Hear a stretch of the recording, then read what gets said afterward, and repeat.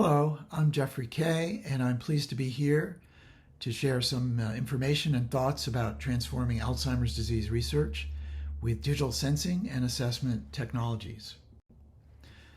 By way of background, I think we all know that there are some limitations to the way that we have been, over many years, assessing people in clinic as well as in our research. Typically, we identify that a person may have a problem, and we ask them to come into a clinic setting where there's a lot of history taken, and a lot of this data is subjective in that we use questionnaires and self-report. And then in addition, we will do a physical exam, cognitive testing, some laboratory studies such as imaging, other lab tests. And ultimately, this procedure is very much clinic-based, ultimately brief in duration. The actual visits occur episodically with sometimes large or long periods between follow-up visits. The visits themselves are stressful, and the data is a lot of the data is subjective. The whole procedure is rather obtrusive and inconvenient, and ultimately the data itself is ecologically not very valid. It doesn't really reflect what's actually happening day to day, week to week, month to month at home. And inherent in that disconnect between the data we connect and what's happening at home is our challenge to detect really meaningful change using these procedures. A large part of that challenge is based in the tools that we have at our disposal, which have high variability in their initial deployment and then in their repeated deployment over time in follow-up. So in the panel of spaghetti plots shown in the lower left, going from normal cognition to mild cognitive impairment to Alzheimer's disease in a ADNI data set, one can clearly see the high inter-individual as well as intra-individual variability over time. It's hard to see the true signal in the noise. Similarly, looking over on the right panel are some longitudinal data from a longitudinal study from a South Korean cohort of individuals with subjective cognitive impairment, amnestic MCI, and Alzheimer's disease, dementia. And here, looking at the sum of the boxes of the CDR, the same phenomena is clearly demonstrated. This variability and noise, if you will, is not unique to just cognitive testing and functional scales, but also to behavioral and psychiatric symptom assessment in later dementia. So here, these panels of spaghetti plots come from a large Dutch study looking at the NPI reports over time, and the same phenomenon is seen of high variability over time in individuals. In fact, maybe higher than in some of the other kinds of testing. And if you drill down to this, which is something that we really can't do until we haven't been able to do until recently. So this is data of Michael O. In our center, where he has developed essentially an agitation tracking app that caregivers can report on weekly about the frequency of various specific agitation-related symptoms. You can see, again, the wide variability. So each of these tracings of different colors, a different patient in a different home, and it just brings out how important it is to realize that there's a lot happening that we're not capturing with our current paradigm. So the real idea here to hopefully embrace is that we should change the paradigm. And we can do this by considering that a better way forward is to make the assessments home-based, largely inobtrusive, ambient, or passive, to collect data across multiple domains, not just cognition, not just function, not just behavior or physiologic function, for example, to collect this in real time or near real time, and thus have the data come in continuously to be much more objective, high dimensional, or dense, and really reflect everyday cognition and function. This then really means that the data is ecologically valid. It's really reflecting what's happening in the home. So the paradigm shift is to change, is not to throw away the baby with the bathwater. There's still value in clinic visits and in-person visits. We've seen that some of these visits can be transferred to some degree to episodic video or telemedicine types of visits, but really ultimately being able to go directly to the home to collect continuous data using digital technologies across multiple domains really can then better inform our knowledge about what's happening in a meaningful way in individuals over time. Now, there are many advantages to this digital assessment approach. I've listed in bullet points a number here. Obviously, I don't have time to go through all of these. I'm just going to highlight a few, just a couple today. One is the ability of this continuous digital data capture to increase the efficiency and value when doing clinical trials. So what's really important to realize is that by going to much more frequent digital data over time in a trial setting, one can drastically reduce the required sample sizes and or time to identify meaningful change. So the figure you see on the left, the far left bar is a estimated sample size needed using the traditional modified PAC score in a secondary dementia prevention type of trial. The next red bars are the estimated sample sizes needed if you were to measure walking speed every day in the home with digital technologies. And I'll describe these in a little more detail in a moment. Measuring sleep time, actual total sleep time, not self-reported, using, again, either wearables or bed mats or passive sensing, as well as computer use using monitoring software. And in fact, if you combine these digital measures, you can even potentially reduce the sample size further. Now, this is important not only just because of sample size reduction, but if you think about it, if you can reduce the number of people you have to expose to a potential therapy, you actually may be reducing the potential for harm. And the other important feature here is because of the frequency of the data, you really can begin to make more precise estimates of trajectories of change in individuals. So being able to do true N of 1 kinds of studies. And then this then helps to better inform the critical decisions about go, no go into larger, more expensive, more definitive trials, for example. Now, the second important potential advantage of digital technologies in clinical studies is its ability or potential to improve the scope, outreach, and engagement. So on the bottom left is a map of the US that outlines the NIA ADRCs, the states they're in. Actually, they're really in cities. They don't really cover all the states of a single state. The middle is a map of various underrepresented minorities in research.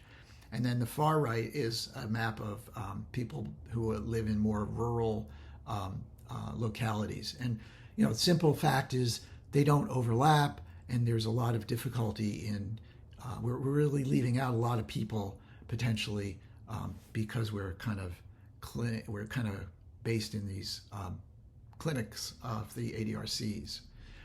So we can really begin to facilitate more remote outreach and increase inclusiveness across a number of ways, and begin to look at models of clusters of diverse populations across the country or the world.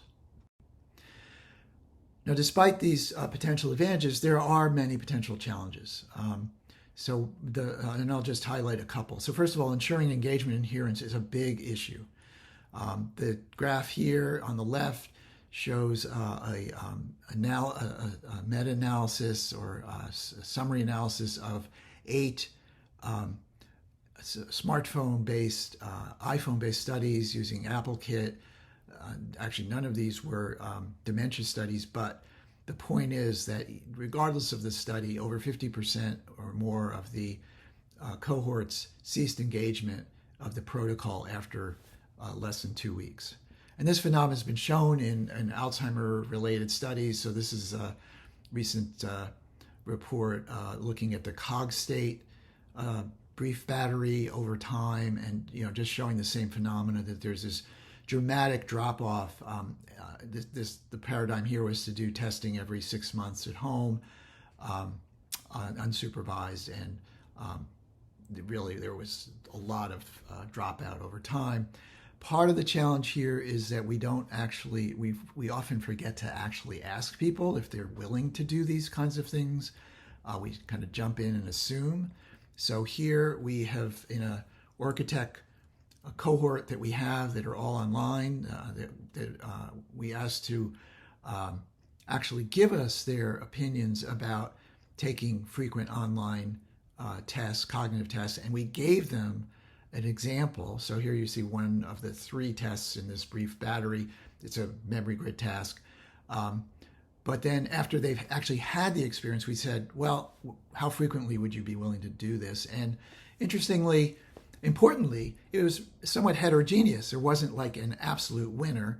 Of interest once a week was the numeric winner, but there was a variety of responses. Importantly, perhaps, the multiple times in a day or multiple times over multiple days was not highly received, although this has received a lot of interest in the burst design world.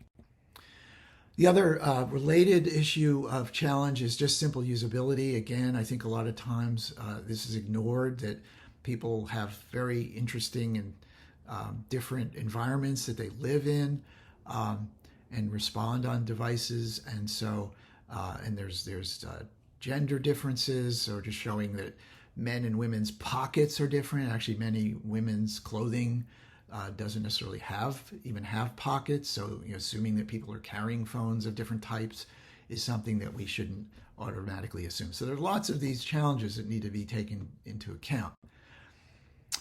Nevertheless, there does seem to be a lot of promise in these digital approaches, and there are many, many ways to approach digital assessments. And there's the universe of hundreds of wearables, thousands of apps, and paired to different devices. There's the passive sensing, which I will talk a little bit more about, because we favor this because ultimately it really does improve potential adherence and really makes things very naturalistic. And then, of course, there's integrating all of these into more of an Internet of Things approach, which there's a lot of talk about, but actually achieving this in research is still a work in progress. So knowing all of these opportunities, what can we do? How can we move forward? And we've been fortunate at OHSU and ORCATECH to be leading an initiative that began back in 2017 called the CARD Initiative, which is an acronym standing for the Collaborative Aging Research Using Technology Initiative. And this is a NIH and VA desire to create a platform or a system that would spur more aging research using or taking advantage of digital methods. And really to what we call generate or create an evidence engine to determine what really works using these techniques in research. So the system, by definition, had to be technology agnostic, so it's not about a particular phone, app, operating system approach, but could encompass all or a multitude of approaches, use case flexible, open shareable, and scalable.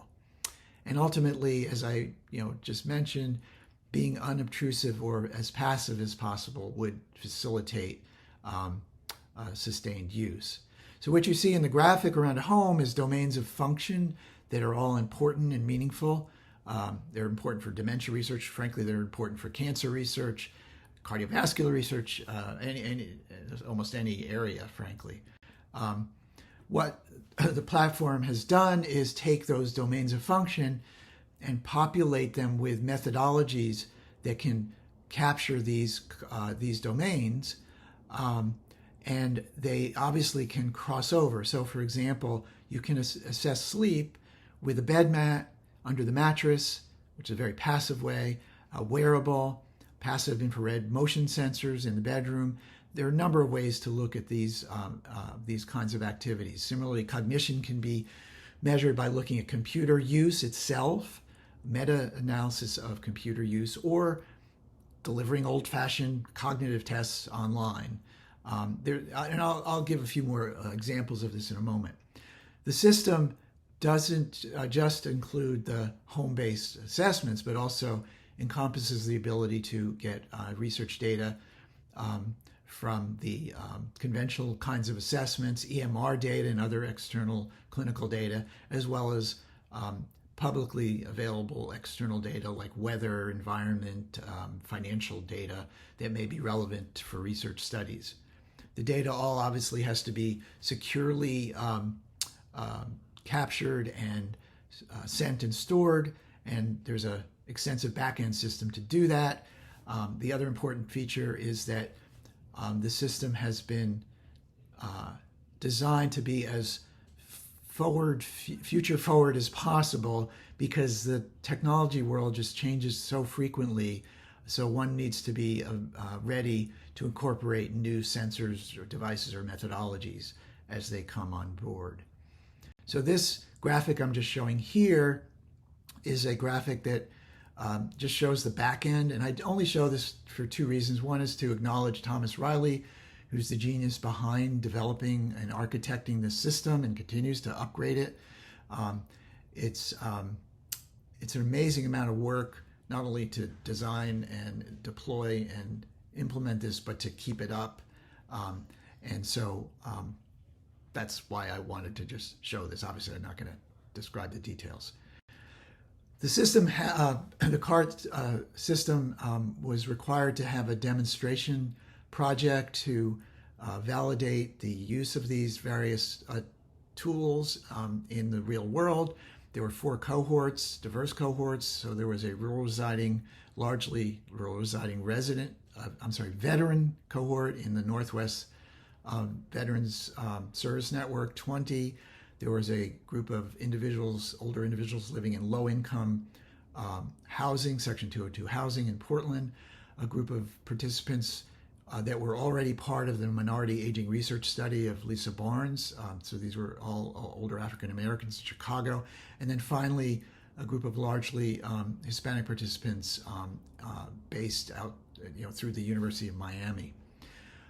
The lower panel just shows some examples of what do these things look like deployed, and then there's just some graphics that shows we could get the data and without going into details, we were certainly able to deploy this and get good adherence over time and good data. So what are some of the kinds of data that one can derive from this approach? So I'm going to just show very quickly 4 examples of 4 domains of function. So the first one, everyday cognition, can be considered to be measured by just looking at computer use by software that is resident on devices and just in the background looks at computer use time, for example. So here, years ago, and this was actually confirmed more recently, we've shown that just the time on the computer, whether it's mean days on the computer or even individual sessions, declines quite predictably in people as they progress with MCI compared to age-matched controls. Mobility, there's a lot of interest in what's been called, mild mobility change that may even precede MCI or come along with it. Here showing measuring gait speed at home using passive sensing, IR sensing, showing that one can detect patterns of early MCI and then late MCI that distinguish these individual groups over time. Social engagement, a very important area, can be measured, for example, by just simply looking at the time a couple spends apart, together, and out of the home. And this can be done in a number of ways here, done with an algorithm of passive sensing. And then finally, sleep, very important, of course, again, and this can be looked at in a number of ways with passive activity sensing in the bedroom, bed mats under the bed, wearables as well. And there's clear signals that can be determined quite subtly over time. And in fact, importantly, you can look at this even in couples and see differences in couples. And I might add that some of the sleep disturbance is the caregiver and not necessarily the person with dementia. The other important point about this is to also consider that context is key. So it's not just mailing out a device and having people pair it with an app and then getting data. You really need to know what's happening when this data is collected unsupervised over time. So we've instituted for many years now this weekly web-based questionnaire. It actually goes out through email, which is answered very reliably, over 80% adherence typically in many cohort studies now, that ask these 13 sort of canonical questions that can influence behavior and activity. These start out as forced choice questions, and then there are deeper levels of questions that can be obtained beyond that. On the right panel, just showing results of data from the pandemic, self-reports of loneliness going up in the low-income housing cohort, and then steps going down during the announcement of the pandemic in the Mars cohort in Chicago. And this cuts across multiple studies. So here's a different study that was done, head by Adriana Hughes in Minneapolis, University of Minneapolis, in the VA there, showing driving sensing and how driving went down or changed with the pandemic, and then time on the computer actually increasing again. In getting this data, the metadata may be as informative as the actual individual responses. So one can look at how the finger is swiped on a touch screen.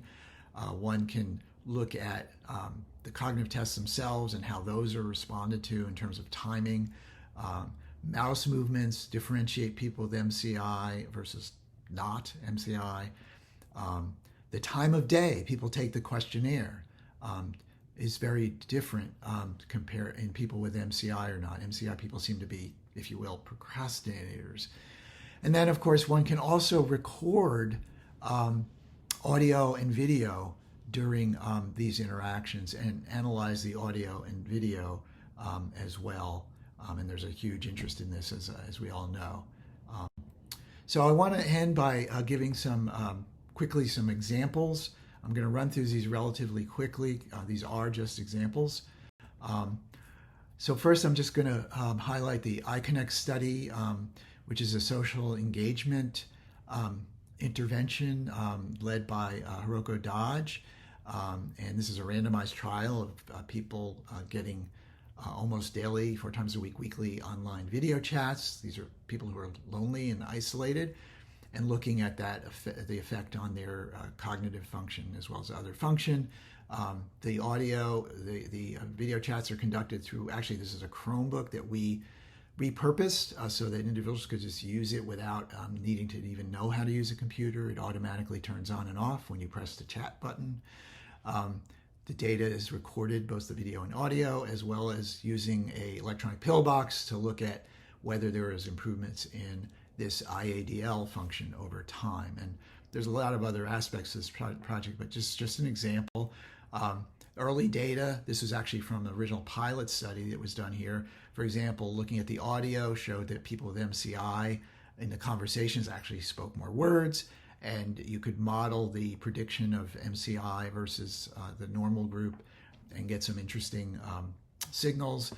Even looking at the content of the conversations has shown some differences over time. Another study is an intervention study, is a caregiver intervention study delivered entirely remotely. This is the work of Alison Lindauer, shown in the upper right on the screen, and this is a designed to provide weekly. I'm sorry, to provide behavioral guidance to manage people with behavioral difficulties at home. Again, using this video chat paradigm, and here the weekly questionnaire is also used to great advantage. In fact, and then in fact the other data that's collected at home, like movement, bed, sleep, and computer use, are used to objectively determine the behavior of the, not just the person with dementia, but the caregiver. We've also looked at responses online weekly regarding the out-of-pocket costs of managing people at home. And this is really very unique data that can only really be gotten by this kind of methodology. A third, again, actually, this is a brain health maintenance intervention that is the genius of my colleague Raina Croft, Dr. Croft. This is a culturally relevant intervention involving walking in the gentrified communities, in this case Portland, but this is actually being now developed for other communities, where the triad walks, and as they walk, the app knows where they're going, or actually directs them where to go, and as they reach a certain area, it then brings up what's called a memory marker, which provides a event or a place of importance in their past lives. The app records their conversation about that, their reminiscence about that time. This is actually then later used to provide back to the community an oral history. So it provides a culturally relevant, meaningful experience, in addition to understanding whether physical activity and socialization and reminiscence is good for your brain over time. Moving to a different space, that is people with late stage or more severe dementia, the same paradigm, that is the same kinds of technology, can also be deployed here. Very importantly, to assess people who are having behavioral difficulties is very challenging, certainly in an institutional setting, a memory care setting. So we've deployed, this is work of Michael Young, who I mentioned earlier, we've deployed a tuned platform into the rooms of individuals. This has actually been done at home setting as well as in the memory care setting. Here I'm showing memory care setting, and been able to identify periods of agitation versus not. And the idea is obviously to both see if one can detect whether somebody is developing agitated behavior, so one could be proactive in heading it off, as well as determining whether treatments or interventions for agitation might improve, actually be working, rather than just this kind of self-report of the staff or caregivers. And here, just to highlight, you're looking at, this is one patient monitored in the room over 115 night shifts, and showing the 15 occasions when the person had agitation as marked by the fact that they received PRN medication. And you don't need statistics, I would say, to see that you can clearly see the difference in agitated night activity and locations of activity compared to those non-agitated nights. Clearly they were out of bed and moving about their room, and actually out of the room, in fact, during that time period. Last couple examples is just showing how one can think of new ways to look at changes over time in behavior. Here, work of Chaoyi Wu, looking at life activity habits and patterns. What you see this is your single apartment or home of an individual. On the left, you'll notice the red dots are coming and going. These are the dwell times and room transitions in this particular individual. And then on the right is a different way of looking at the data, the same data in a different way. The average hourly room occupancy, this is actually over a month's time. And so you can take these objective patterns of change and then look at whether there is an indication of literally changes in habits of going into different parts of a home or being engaged in different activities. And so what Chao Yi has found is that, in fact, indeed, there are differences in these life space or activity patterns. We also importantly believe that these digital biomarkers are going to be important in clinical trials. So we are involved in this Detect AD study where we're simulating a clinical trial. Those with amyloid, so-called amyloid positive scans are the placebo group. So they are known to progress, whereas the treatment group are amyloid negative. The treatment's effective, essentially. And we're just following these individuals using the digital biomarkers as well as the other conventional biomarkers to really more specifically look at how well these measures in a trial setting perform. And then the last kind of new thing, or not new thing, but I think important possibility is to begin to look at the environment. So in the Pacific Northwest, we have a lot of wildfires. This is a big issue. California, particularly this summer, was really affected. And a lot of this data one gets from these environment sensing stations that are placed around communities. And the data you're seeing on this map was data from in communities that are reported by the nearest station of people who are in monitored homes. However, the indoor environment may be in fact more important. And so we've been now looking at the air quality, the PM 2.5, as well as temperature, light, humidity, noise, and so forth, and its relationship to cognitive change and other behavioral changes. Importantly, one has to remember that the older population sadly spends a vast majority of their time indoors, in their home. And this is even more true for people who have chronic illness or MCI or Alzheimer's disease. And so there's a important, I would say, frontier for us to now begin to look at the indoor environment and how that may affect people's function over time, their cognition and all their function over time. The other future for us, I think all of us, is to be able to look at remote assessments. And we've been able to deploy this entire platform entirely without having to step into people's homes. This is just a poster showing the initial data of being able to do this. We've now done this in multiple homes across many borders. And it is entirely doable and important going forward. I want to end by just saying that a lot of groups over time have been engaged in this work and have collaborated. The four boxes are the original CART sites. I highlight that there are 5 Alzheimer's ADRC groups that are using the platform in various studies. And I want to hope that the Indiana ADRC will also become a part of this ecosystem. With that, I want to thank you, and I'm available and look forward to questions.